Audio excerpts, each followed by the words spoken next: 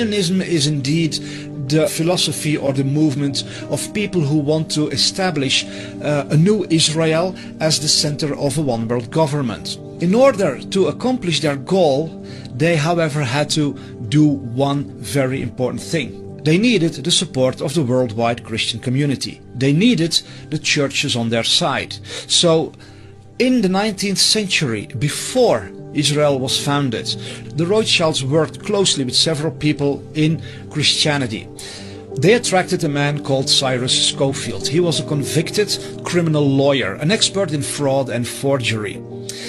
He was asked to create a new Bible, the Scofield Study Bible. This was the first Bible in all of history to contain hundreds of footnotes. In these footnotes, a new doctrine was introduced into the American Evangelical Church, which says that there was to come a new political military Israel, and that would be the place where the Messiah would come to rule the world. And they said that would be the fulfillment of the promise that God had made to Abraham, and that would also be the fulfillment of the promise that Christ would return to earth. This Bible was then spread all throughout America through the Moody Bible Institute, and it became the foundation for the current day evangelical theology. Nobody was aware that this Bible was directly funded by Satanists, and that it served the agenda to get Christianity on their side for establishing a new Israel that would become the headquarters of their one-world government. And again, I know that all this sounds outrageous to many people who have never heard this before, but you can research this. And I encourage you to do your due diligence.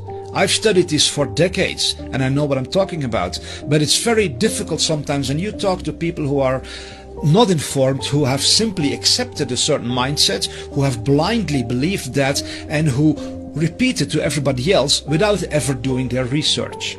But all this is historical fact.